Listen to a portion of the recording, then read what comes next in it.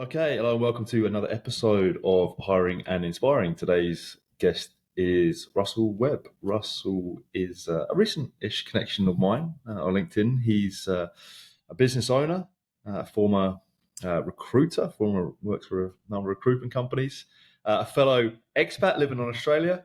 And like I said, a recent connection of mine on LinkedIn that I have connected with recently and interested in what he's been doing most recently with launching a new venture. So, going to be hearing all about that and also an opportunity for Russ to reflect a little bit on his career to date and share. Well, I'm hoping, I'm sure there will be plenty of wisdom from his time in many years in the recruitment industry as well. So, Russ, with that introduction, welcome to the show, mate. How are you getting on? You put me on the spot there, mate. So thanks very much, Joe. Yeah, recent connection, but been viewing your work for a while, mate. So I've been stalking you. That's your job to stalk other people. You get it back. So Yeah, really good. So in the last few months, started my new venture called Claverdon Consulting. yeah, Just to get the name out of the way. I took some advice from someone saying don't call it Rusell Webb Consulting, not scalable. If ever I wanted to do that, Claverdon Drive is the road I was born in near Birmingham, and it was okay, like taken from that where my company was born was echoed by where I was born myself. So yeah, it's where that goes. Tick that box, get that out of the way. I've been asked a few times, so yeah. But yeah, it's born out of a sort of a process of my previous company, Evolution, which we'll talk about. Have had great growth over the years, but last year was a bit challenging, and it became quite an amicable and very sort of pretty friendly exit from the business, where it was sort of the company wanted to substantiate and sort of get solid foundations, but obviously that meant from my perspective as a growth expert, it was probably more so the right time for me in my career to say, well, hold on a minute, what do I want to do? What am I passionate about? And what I am very passionate about is learning development. So the Claverdon Consulting sort of IP, it comes from in here. And my sort of role over the last few months has been getting that down on paper and actually delivering that to clients. So it's in recognition of sort of obviously understanding, well, what type of clients need what I can offer. So I'm offering L&D services. Most companies don't have an L&D permanent employee in their business. So that's sort of where I'm pitching myself, shall we say. yeah, Companies that want to grow, they need to invest and want to invest in their people, but it's obviously to invest in someone with a full-time L&D is a pretty large investment. To have snapshots of people coming in and offering 20 years of operations in L&D and 30 years recruitment experience is sort of where I'm pitching myself and where I'm trying to help, which is, yeah, it's working at the yeah. moment. So yeah, it's all I'm enjoying it. Yeah, I mean, that was actually, my first sort of first question. Mm. A few months in, how is it all going? How are you finding it? Um, yeah, I've got to admit, after leaving my previous company at the end of last year, I prioritised my family for a few weeks. I think it was when you're going from being a permanent employee to running your own business, normally the scenario is you're setting yourself and ready to go. I didn't do that. I decided, right, I wanted to. Um, I've got a 10-year-old and a 6-year-old who were off school. I've got my in-laws that had come over from South Africa, and it was like, you know what? Starting a business in December and January is not probably a good idea in Australia. So I decided, right, let's not try and do something. Um, and I just prioritized that, which, you know what, it was the best decision I made because I was able to just switch off. And actually, Yeah, as I came to sort of mid-January, my batteries were fully charged, and it was a case of the excitement of actually starting my own adventure that at that point was easier to handle. So I started things off in the beginning of February, really. 1st of February, I opened my laptop and go, right, then how do I start this? yeah, Um, but I must admit, I'm naturally an optimist, and the first 4 to 6 weeks were a struggle. I'm going to be perfectly honest. I didn't expect people to come knocking down my door. It's not. I'm not this famous recruiter that's going to change people's lives, etc. But on certain days, I have to admit, it was a little disheartening to put in a lot of time and effort in trying to contact people and then getting virtually nothing back. So I then took a different tack, really. So what I realised, it was sort of an epiphany, I suppose. I gave to myself that for the previous 3 years at working at Evolution, I'd worked quite hard at putting myself out there to increase my network, and sort of reached out and communicated with more like-minded recruitment professionals, I suppose, and being a little braver to create a community or little community of people that I would realise going forwards can help each other out because we offer different needs and different things. And that was sort of that epiphany to me, was like, I've done this for a reason. So I decided to create, as I said, I created my own IP, writing it down rather than just having it in my head, and contacted these people that I sort of built trust with and asked for their advice, basically. So this is my IP, this is what I'm trying to do. Give me that unfiltered, undiluted feedback. I'm a big boy, I can take it. And what happened was, a great thing that happened was basically they helped me out by going, give me the feedback, tweaking here and there, which is all important, but then openly just said, you need to talk to this person, you need to talk to this business owner. That person might offer you a little bit more guidance, or that person definitely needs what you're offering. And that was amazing. It was amazing change. So the first few months were all emotions intact, but I'm sort of 2.5, 3 months into the company now, and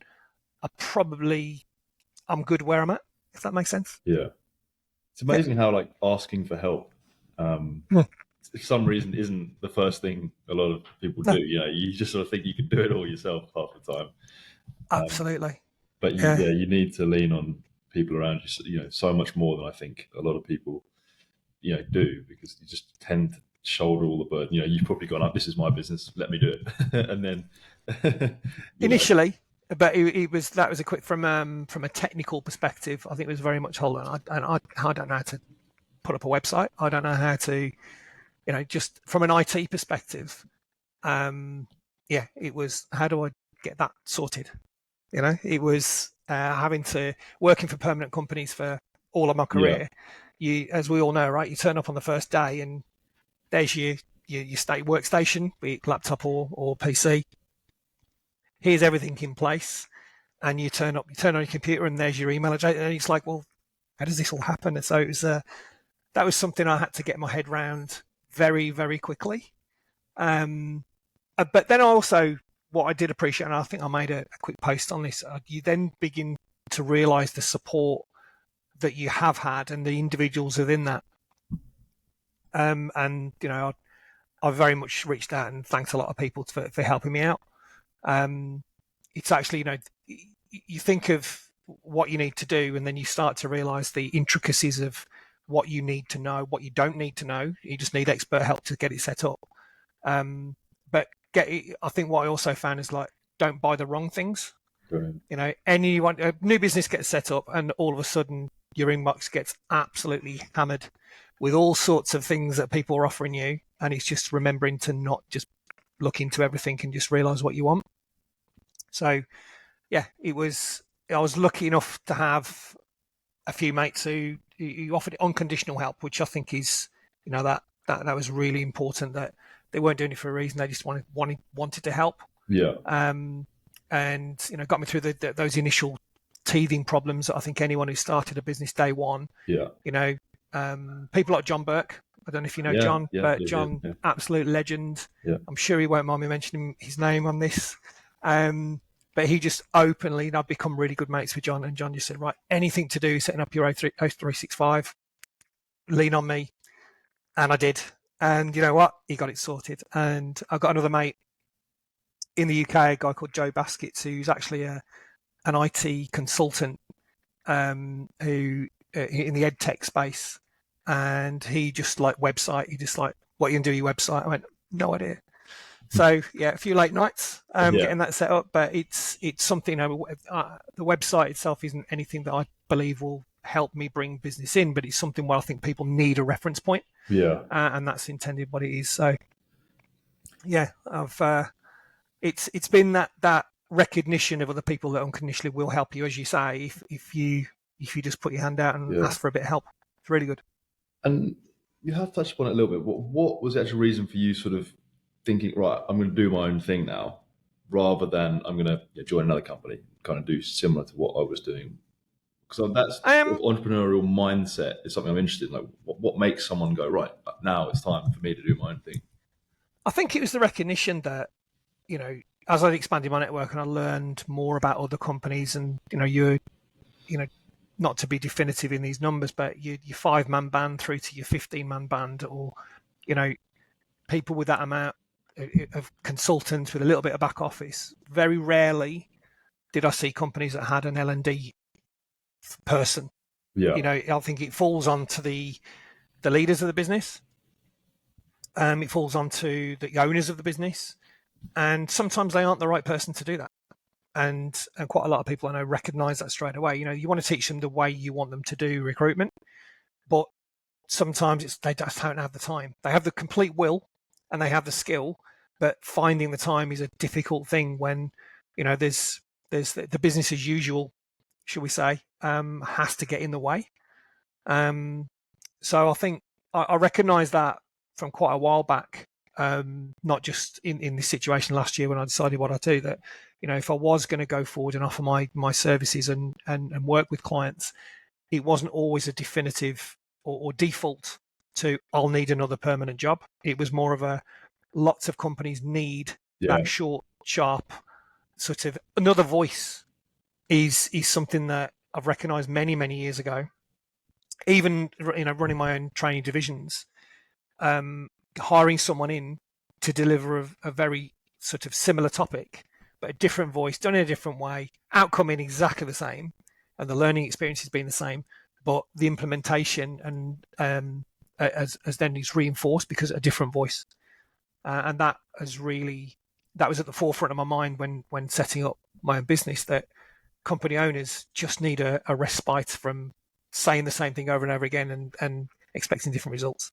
So the So I idea was think born a long time ago, in a way, and it's sort of I think yeah, bubbled I away. think the recognition of what was required in the industry was born a long time ago. Yeah, Definitely, yeah, whether it was at that time when I started thinking about it, was whether it was going to be me doing that, perhaps not. But as I was coming to the end of my tenure with Evolution, it was a very natural thing for me to think that I'm quite passionate about helping people become better at the job. That's what I've been doing for 20 years. So how many different people could I help? Working from one company, you have a limitation on that. Working for several companies, and dipping your toe in their pond for however many days per month or week yeah. is going to help and alleviate that pressure. As far as the most people in our industry want help to develop. They want to get better, not only for the fiscal results that results in, but they just want to feel better. They want to feel better at being good at the job, getting great feedback from clients. Well, that's where I step in. That's where I could help. That's what I recognise more and more as setting up my own ideas. That's actually leads me nicely onto what I was about to ask you. You talk about helping, the people in this new role. How actually, specifically, are you helping companies in terms of the service offering you're giving, and any sort of, I know it's only been a few months, but sort of Yep. initial sort of success stories that you can share of, examples of businesses you have helped so far? Yep. I think what I recognised in setting up the business to go in with one pitch as such. I don't like the word, but one piece of IP that people are going to latch onto wasn't probably the right way to do it. It's more of, well, different companies want different things. So I love helping people with strategy, and a lot of businesses set up their strategy from day one, do really well, and then perhaps forget about it, and they don't reassess it because strategies need to be readjusted. They need to be agile. And so that's one thing that I enjoy doing. The other thing is leadership. Big hole in the industry. I think everyone can agree that as you get bigger, and you want to grow more, the growth points are incredibly important. Attracting external people into your business is difficult and expensive. So in insular sort of growth of people developing leadership skills is a way that people want to go, but not everyone wants to be a leader. Not everyone wants can be a leader. And the biggest issue for me I've seen is people don't want to be a leader because they don't want to fail. They don't want to. They haven't got the skills to be a leader yet. So one area what I enjoy working with companies is that area where people are the future leaders. I think it's a phrase been coined that today they're not a leader, but tomorrow they want to be, but they don't have the skills. So that's the area. But I think probably where I've had the most success in my career and what I'm definitely having the success now is consultants who need training, coaching, more coaching than training. But they're just literally needing that constant feedback. You know, the not just advice, but I am a natural coach. Whereas if someone makes a call, it's not you did this wrong, did that right. It's more of a what do you think? And 9 times out of 10, they get to the answer. If they get to the answer, then it gets embedded 10 times quicker. But that requires a lot of patience. And I found that people whose role as a leader is part of that role is L&D. That patience can be worn a little thin quite quickly. So I'm working with a company at the moment, a specific company where I say is my biggest success so far. Not sure if I mentioned their name, so I best not. But basically, someone who I got to know in my networking over the last couple of years, I've got to admire greatly. Runs a phenomenally lean company, but openly stated to me, and I think this was the biggest thing, that L&D was not his forte. He didn't really enjoy it. He didn't have a structure to it, but gave lots of people lots and lots of advice, and therefore he's still been very successful. So I'm currently engaged on a 2-day assignment, 2-day-a-week assignment, where all he wants me to do is just improve his people's structure and process. And then you look at the whole view of a 360 model. You've got to start somewhere. So you start with candidates traditionally, and then you build that into generation of opportunities, leads, if you like, and then through to converting into jobs, working jobs, etc. So that process is starting now, has been for a few weeks now. But then you look at a business, it's a small-ish business, and you look at, well, how do we enhance the culture? How do we enhance the EVP, leading to the ability to grow a team? So I'm very excited about working with this company at the moment, that the consultants I'm working with are taking on board what we're talking about and implementing it immediately. And as I say, the business owner is very much looking at, okay, how can we just improve our sort of standing or positioning within the industry? And I think that for a business leader to sit there and go, I just need loads and loads of help, rather than just ticking the head down and going, I'll make a lot of money, and let's just stay there. They don't feel that way. They want to actually create a better company.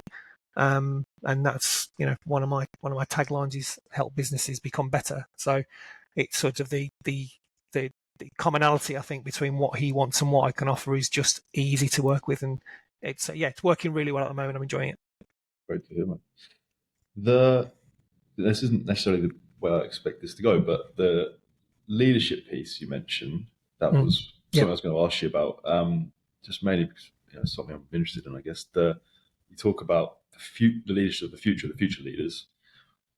When you're talking to those individuals, what is there like a common theme that you're helping those individuals out in terms of a roadblock that they're struggling with? I appreciate every maybe business and individual is different. Is there some sort of advice you are giving out to, or you would give out to, say, a leader that wants to, or a future leader that's looking to make that step up in their career?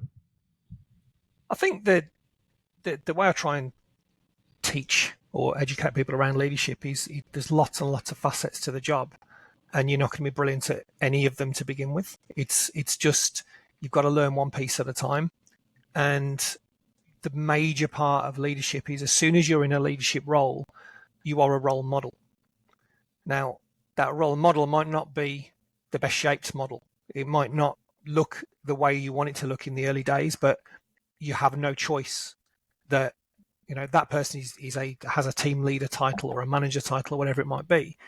Therefore, other people internally will look at that person and go, right, then you are now someone I need to emulate.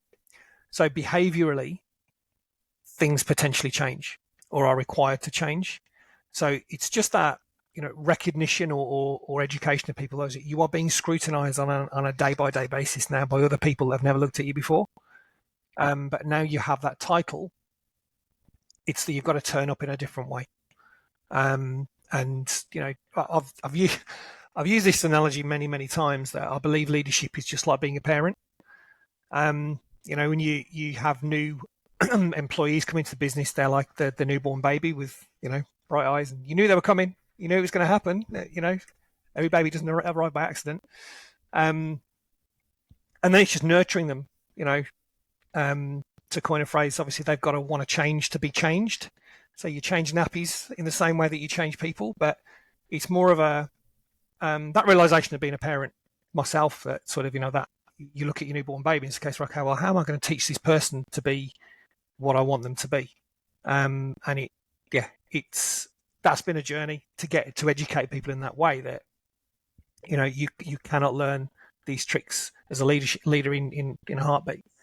I use a skills matrix in this area for consultants as well, but for leadership, and it's sort of here's 20 skills of a leader, and guess what? You're at 0 on day 1, and you have to gradually improve in these areas. And I think, as I said, a lot of people who I have an 8 module course that I deliver in leadership, because I think it needs to be segmented.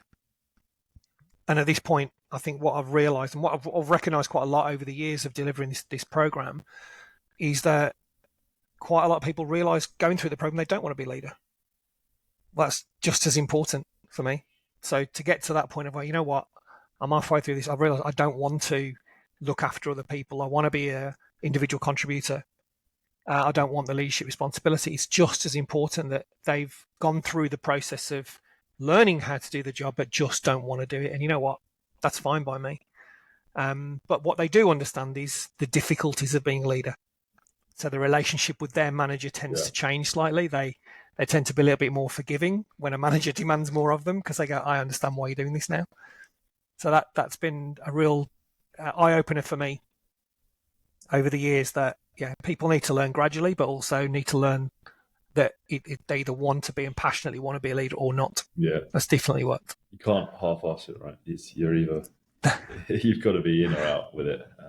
And that sometimes has led from getting people onto these training courses that are definitely not a leader, right? Yeah, and just helping them realise that some people do, and let's allow them to be that leader, and they've got to go through a journey, but also recognising themselves that they don't. But I tend to get them to finish the course, because then they can it helps to see every aspect of the job. Yeah.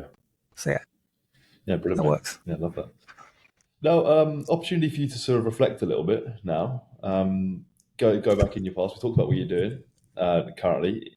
Previously, you had a long tenure with, we touched upon a little bit, Evolution Australia, I think 8 years. You worked as operations director for them. Now, maybe for someone who isn't necessarily in the know, doesn't know our industry maybe as well as us, how would you sort of describe your role with Evolution over the years, and and overall sort of thoughts and feelings on that tenure when you reflect on it? Yeah, well, I enjoyed every second of it. That goes without doubt. I've got a lot of admiration from everyone, from the business owners down to everyone I've worked with in Evolution Australia, and many people back in the UK as well, where I started my tenure with Evolution. I was there for 2.5 years first. So yeah, the role itself, I think, first of all, operations director or operations manager, one thing that's guaranteed is that every single operations director job description is different. Every single one. There's no one says, oh, if you're an operations director, you can take a job here, here, and here. I think there's many industries that do have that. It's a similar job, just in a different place, but not with an operations director. The manual is ever ongoing of what needs to be done. So I was in a similar role for my previous company to that, called Amoria Bond in Amsterdam, and when that was I was the 18th member of staff, and I helped grow that business to 150. So it was sort of, that role evolved a million times. So an operations director for me, tends to take on board the roles and tasks that the sales directors don't want to do. So, and again, some people would just be resentful towards that. I wasn't. I was the opposite of that. I was thankful because it gave more strings to my bow. Every day completely different. So, yeah, I think my belief is if there is someone in a business that can take away all those non-sales tasks, then the people who are responsible for sales are going to be 10 times more effective in their role. Therefore, they will enjoy their role more because they're doing the things that they enjoy, and they're giving those tasks to someone in an operations role who probably enjoy those roles. Everyone's made differently, right? So when I was in Evolution in the UK, I joined the business that was approximately about 100 people at the time, because they didn't really have a developed L&D department. So it was a very unusual situation that the company had grown really well, excellent growth over the previous 10 years, 12 years at that point. So my initial task was to build a functional department to support, the development of people at all levels, and that's why I was in the UK first before I came to Australia. And that was one of the most enjoyable times of my career, because it was a lot of appreciative people who wanted to learn, and then devising an actual program for different levels of people in the business, creating the strategy behind that, and then delivering it. And then ended up, building a team, as I've previously done in a couple of other companies, building a team of L&D professionals. So, yeah, I think the investment from the business and the support from the business, that has to be there, and that definitely was from Evolution. And then after 2.5 years, I was able to move to Sydney, which was always on the cards, and then worked with Liam McDade, the country MD and sales director there, to build the team, develop their skills, create. A big thing in the business was developing an employee experience to die for. And I was also responsible across the other locations as well to do that. So again, another role given to operations rather than sales, because the time required to invest in that should be what it is, rather than I've got to do that and I've got to do sales. One of those things he's going to give. So I ended up in the operations role, and again, I said every role is different. Obviously, L&D was the major part of that, but I also have developed internal recruitment teams, process and teams in the past. So bring people in, teach them how to do recruitment, get them past that first 3 to 6 months. As we know, attrition is the killer.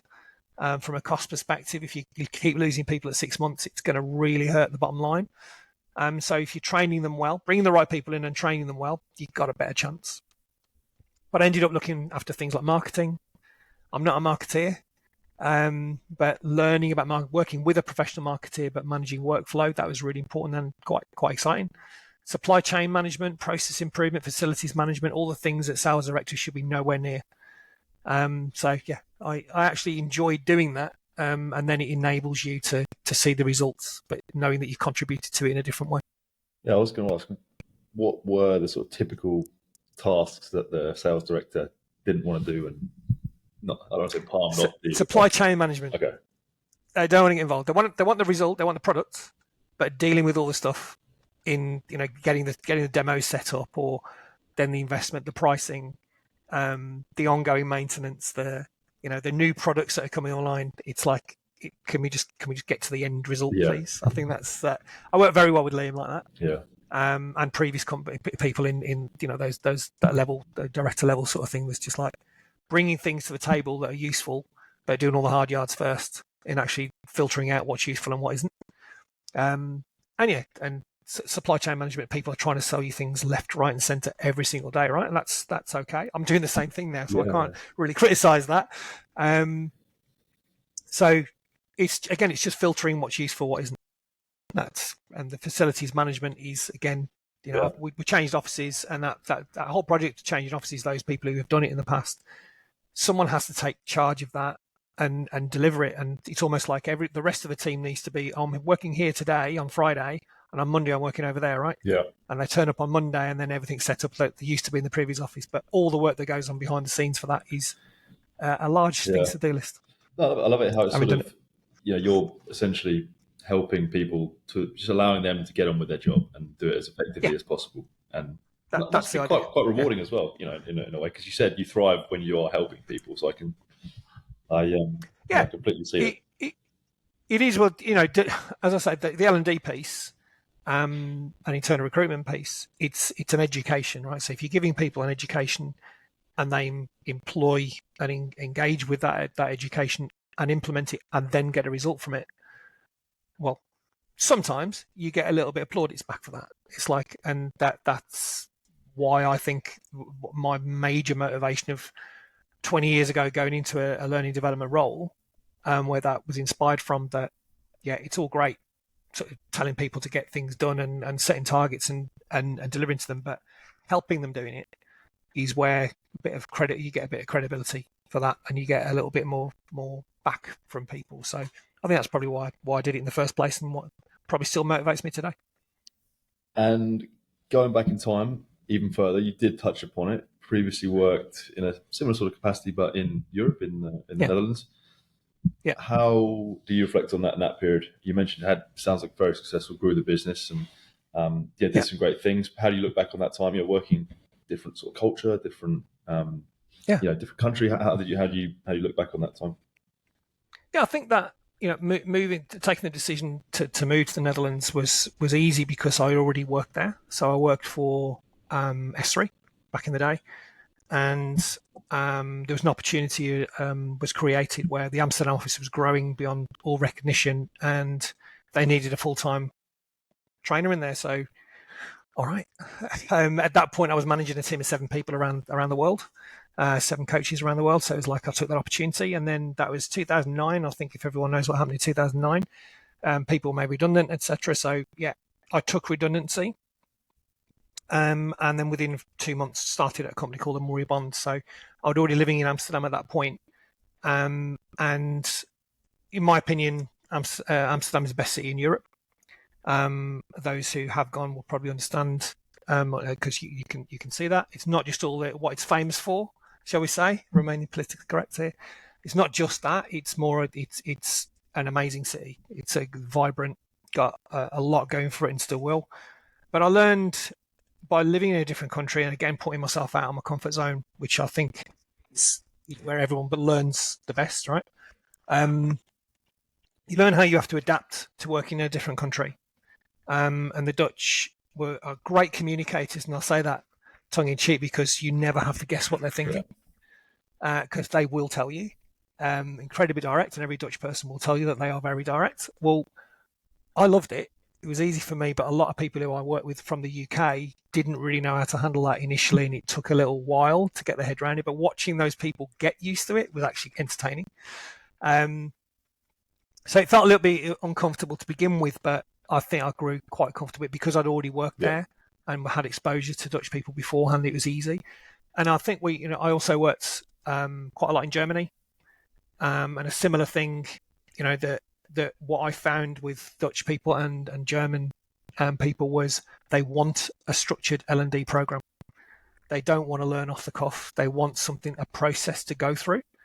Um, I probably think the term continuous improvement has to be invented by either the Dutch or the Germans. It has to be, because nobody had an aversion to being given advice. It was they would seek advice at all times and feedback. If someone was doing something wrong, they were yeah, quite happy to receive that was wrong. You need to do something different. Very rarely, even though Dutch particularly are quite direct, German not far off, but it was receiving that feedback was easy to give because they would actually go and deal with it. yeah, It didn't become confrontational, which I think people imagine it does. It doesn't at all. But on that subject, I'm going to be involved in the APSCO Emerge conference on the 30th of May as one of the panelists for this subject called Lessons Learned from Overseas, along with Christine Wright from Bluefin and Tom Woods from Woods & Co. So I was approached by Leslie Horsburgh from APSCO to get involved in this. I was recently a director at APSCO, which I really thoroughly enjoyed as well. So it's going to be quite an exciting experience, I think. It's interesting that a lot of people, understandably, you're hiring people from the same city that you work in, and they come along with probably similar views on how to do recruitment. Having worked in many different countries. I won't list them all, but many different countries over the year. I've seen the diversity required, and getting lessons learned from people from different countries and cities. So I can't really wait for that. It's going to be interesting to have that chat, and hopefully some people who attend, as many as possible, please, are prepared to get uncomfortable, because that's how it should be. If you're going to learn, you need to be uncomfortable, and I think learning from people overseas, it's not what you're used to. So I think that's it's something I'm really looking forward to on 30th of May. All right. Well, I won't ask you too many more questions around that because I want you to give all your secrets up beforehand. Yeah, exactly. Yeah. I'll keep a few hidden for that one, mate. One thing I just want to ask you, you mentioned about sort of getting uncomfortable and sort of approaching it with an open mind. Is that, would you say, is the biggest reason you have maybe had the success you've had working in different countries and cultures and businesses, because you have gone in there with an open mind in terms of, okay, this is different. This is not how I've typically done it, but I'm open to learn and I'm willing to, see how that it's done there. So I can not just, that sort of traditional fixed versus growth mindset. Is that the main thing you would say has allowed you to be successful in different regions? I think it's got to be part of it. I think just a thirst for knowledge, right? So even though I've been responsible for 20 years as being the person to educate others, if I didn't have that similar mentality of educating myself, then I'm only going to stick with one set of rules, aren't I? So I think I've just always been eager to understand different concepts, different ways of doing the same thing. And my belief is there's never one way to do anything. There's several. It's not just two. It's several ways to do things. So just educating myself at attending workshops that I know the subject area, I know the outcomes, but I might glean just a little nugget of a different way of doing things. And I think also because recently I was delivering a training course to a company in Sydney, just a 2-hour training session on BD. And most of the people in the audience were experienced. Let's call them experienced recruiters, 2 years, 3 years plus. So what I was talking about primarily wasn't anything new, but the feedback I got from it was, but there was just a different angle on it. There was a different purpose to why you do it, or different subtlety in the way you get information that you require to be able to be successful to win business from clients. So I think if I had the mentality of like, this is the way I deliver this training session, you will take from it what you want, then I'm not going to get much business, am I? Yeah. So I want to partner with companies that want to reinforce that, shall we say, traditional methods, but be incredibly open to innovation, finding different ways. And a lot of that comes from asking a question you don't know the answer to, and then getting several people to discuss the answer. And I think somebody's going to learn something, and hopefully it's me. Because educating yourself and keeping your brain active in learning new things can only be healthy, right? Completely agree. It's that whole, you're never the finished article. However, seeing you get, I think someone said to me the other day, leaders are the students of leadership or something like that. You sort of, it's just that whole, there's always something you can learn. But once you think you're sort of finished, that's probably when an imminent fall is, a fall is probably imminent. So no, I completely agree with that, mate. If we maybe switched up, talk a little bit about the future now. We've touched upon the past, what you're doing, currently. How do you sort of see next few years playing out for yourself? I know it's need a bit of a crystal ball for that, but the new venture, what are you sort of predicting? How do you want it to go? What can you tell me about that? Someone asked me a similar question the other day, and I'm not thinking about it too much. And it sounds a bit weird. I should really practice what I preach and have this perfect strategy and plan and end goal and all these things, and I have.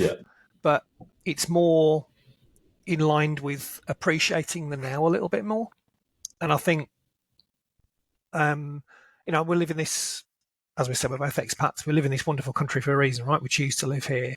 It's an incredible place. It's, I live in which is almost what I'm looking out my window now. It's almost, I'll call it in the bush, just north of Hornsby, Right. and I'm watching my young children grow up and thriving in this country, and it's like, well, that's the most important thing to Right. me. So, what do I want from my business? That, well, I want to work with clients who appreciate what I'm trying to do and what I'm trying to deliver, and forge relationships that'll last forever, and forge referrals, and yeah, that's how I started my business. Realizing I know these people, well, I want them to see me as a conduit to that as well. Yeah. So, have I got these big financial dreams? I haven't. I haven't. That's just not the way I'm Yeah. built.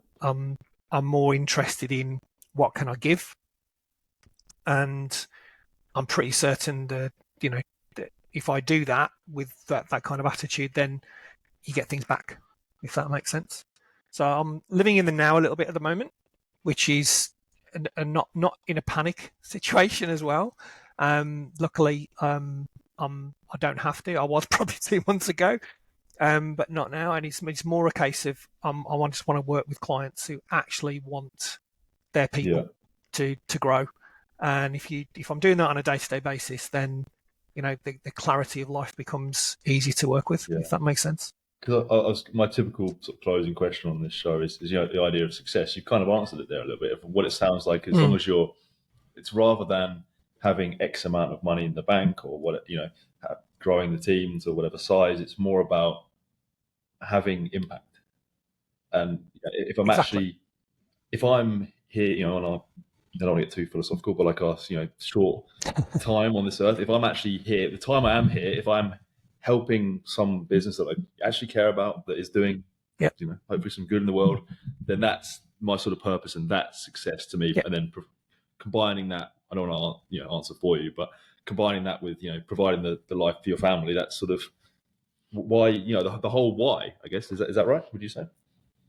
Exactly. It's being appreciated for something that you're offering is definitely probably why I started my L&D career. That's never Right. changed.